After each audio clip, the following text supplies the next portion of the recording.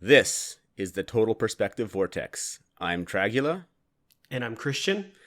and it's July 8th, 2020.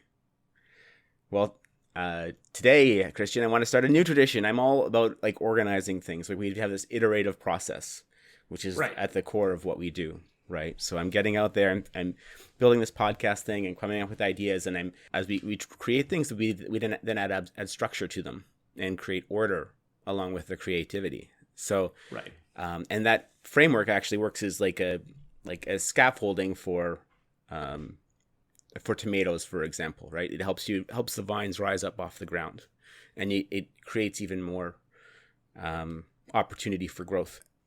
What I'm trying to do with the Total Perspective Vortex is get across these big philosophical ideas by tying them to real things, and we're trying to bridge that gap between the objective and the subjective, science and religion, the right and left politically, so we can start moving forward as a society again. But underlying that is a desire for action to see positive change in the world. So this isn't a purely academic activity. If there is going to be positive change, it's going to start with people improving their own lives, like the whole Jordan Peterson sort yourself out thing, right? Yeah. Clean your room. Clean your room. I think Wednesday, instead of just talking about political ideas and railing on the right and the left, mostly on the left, let's be honest, at this point in society, I want to show how these ideas can affect your personal life too, and how you can move forward in your own life. Right. Right. Don't you find it much easier, though, just to complain about others and not focus on yourself and do that hard work? Yeah, and other people do too. So this is something we're going to be working on in Wednesdays. Okay. All right. Sounds way more difficult. Okay. All right. Let's do it. But I am still going to tie this to the political, right? Because I good. What I'm just to keep you safe and comfortable, Christian. Appreciate it.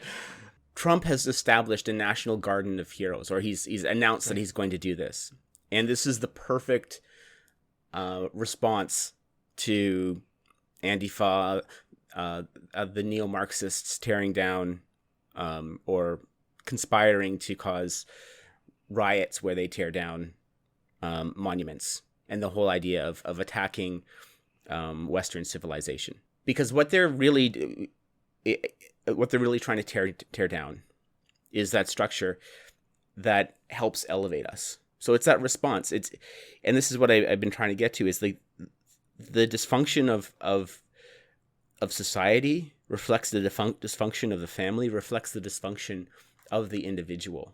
Right. So the neo-Marxists are acting out part of human nature that holds people back as individuals as well. So we're talking about self-improvement, and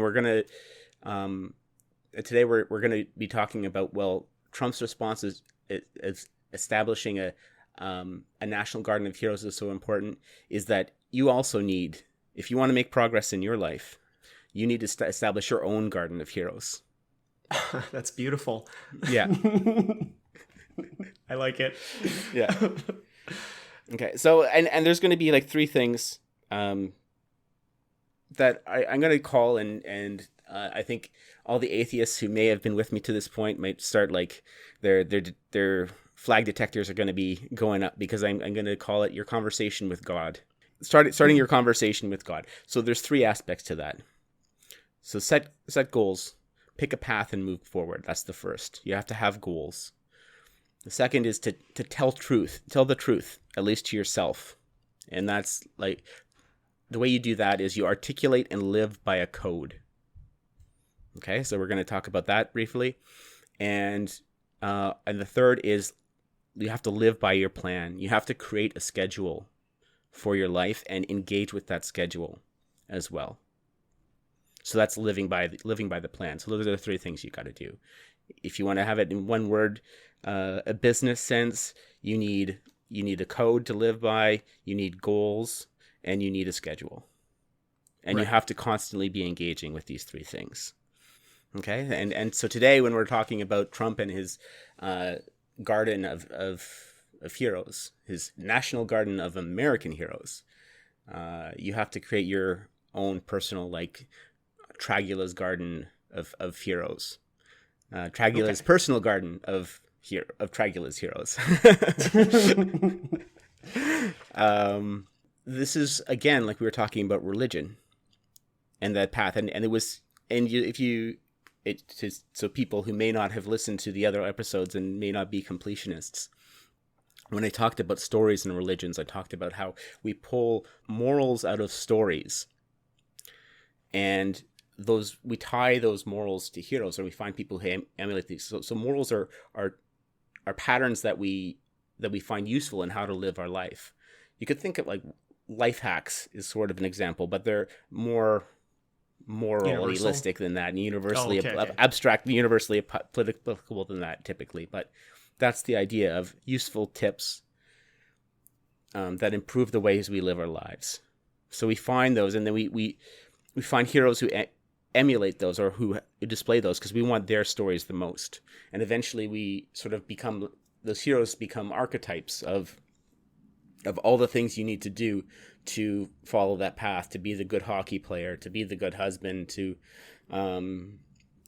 be the good video gamer, whatever. Okay. Yeah. There might be more noble goals, but yes. Yeah, there's more normal goals. I was showing video gamer because I wanted to show how that process is universal as well. Right. Right. And well, to be clear to the audience, we're both gamers. Yeah. I can take a swipe at us. Yeah. I have a black friend. Yeah. I have a gamer friend. Exactly, yeah. And to emphasize that, it's not just fun, it's, you're in the gamer tribe, right? And so it's it's an internal jab. It's that with that projection of self, it's self-deprecating humor. Mm-hmm. Thank you for killing my joke, by the way. A joke is like a frog. When you dissect it, it dies. Well, now we're on a bit of a tangent here, but that's how this whole, because that's how the Daily Show and Stephen Colbert were so instrumental in destroying the black friend defense, right? Is they made it into a joke. And people didn't understand the joke. And that's why I was nipping that in the bud, because it is a valid defense to say I have a black friend. You're saying that I don't make my tribes along the lines of race. And it is a defense to say I have a gamer friend, like, because he's saying that, like, no, my immediate tribes, I don't make my tribe along the line of gamer or not gamer. Gamer, right? not gamer. Yeah. Yeah. That's the next social movement. I feel it. It's bubbling up. So now that we're completely off on a tangent. Yep. There's three things: living by a code, you're having a schedule, and you're having your goals. So your goals lead to heroes. And if you want to make forward progress in your life, if you want to activate the dopamine systems of your brain, you need to articulate your goals. Okay. And I know it can be hard, especially when you're starting out in life. And this is actually what most people, this is where I think at least half the population fails, if not more, is that they don't set good goals for themselves, and they don't engage with their goals because our goals judge us, right? If you have it, and this is one of the reasons people are attacking statues and heroes, I believe, is because it judges them. It gives them standards they can't live up to, or they believe they can't live up to. So they choose to attack their heroes and tear them down, because if you tear down your heroes, you tear down your goals, there's nothing to judge you. And you feel like you're living free, or you're living in, but it's an ugly freedom. It's a freedom that leaves you feeling empty because you have no mechanism to move forward. And if, like, to be connected to video games, that's what the appeal of video games is, that they provide you artificial goals. They engage that dopamine system because they give you those achievement awards. So what you have to do to make progress in your life is not just take the easy goals that are handed to you. Don't use the video games to tell you how to, like, the railroad you down a specific path. You need to learn how to forge your own goals and look at them and review them. right? So we should all become video game designers of our lives. Oh, okay, yeah. That could work. Video game Christian design. again with the useful commentary. Yeah, but that sort of works. So what does that look like? You have to iterate and start small. Just like this podcast did. I just got in front of a mic and started talking to my friend Christian, and things started to snowball from there. As I started to make mistakes, I corrected for those mistakes, and things improved. So your list of goals is something you should be engaging with at all points in your life, right? It's not something that's ever going to be completely finished. And as you achieve those goals, maybe new goals will come on, priorities will change. So you're going to be shifting some of your goals up the list and some of the goals down. This is all natural. So it's not something you're writing in stone when you're starting to write your goals, but it's a first draft. So it's okay if your goals right now are not the most noble thing, because that's maybe something you're going to have to look at later, right? So if you're writing your goal, if you sit down to write your goals, and I would start with just 3. Just write down 3 things that you want to achieve in life. If they're all from World of Warcraft, you might want to look at that, right? Because that's going to tell you something. It might tell you something that you might not want to know about who you are right now. But when you see it, you can do something about it. Right. So just to help you get started, like the things that you might want to put on the list, it doesn't have to be, these are the big life goals. So they don't have to be like achievable tomorrow. Right. So you can put something down, like, I want a loving family, or I want to be the top in my career, whatever your career is. Like, those are the kind of things you can put down as a first draft. Those are good goals. But from those lofty goals, like there'll be smaller, simpler goals that you can start building, right? Right. Sort of that temporal path towards God, where it's just like the little things like you're doing each day. Eventually, you'll get down to like the little schedule stuff, but initially, you want to start orienting your life towards some good path. So you have to start picking that and sort of, well, what is part of my path through life? So that's where you start. You review that, right? This is when people talk about the power of prayer and The Secret, which is the self-help book, right? And there's the other people that I think there's other names for it besides The Secret. The book from the Antichrist. No, I'm just kidding. Yeah, but this is actually. But even that helps you make progress. Just like vision boards and so forth. It's all parts of activating that part of your brain and starting to take control of what you're trying to strive in life, and that shapes your perspective in a powerful way. So even doing that can help. There's more you can do. There's more you should do, but just engaging with your goals, saying like, okay, I am not in the state I want to be in. I am not on the path I want to be in life.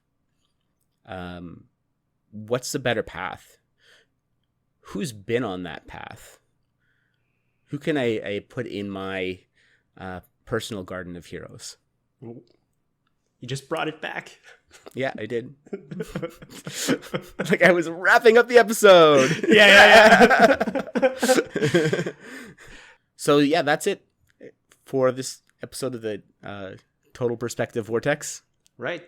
Share, like, subscribe, do all that fun stuff. Do the clicky on the buttons at the bottom, and we'll see you again later. Oh yeah, and we have if you've just been watching YouTube, we have a podcast up now as we've iterating and improving. So if you just want to listen to us by audio, there's an RSS feed link in the description. Bye.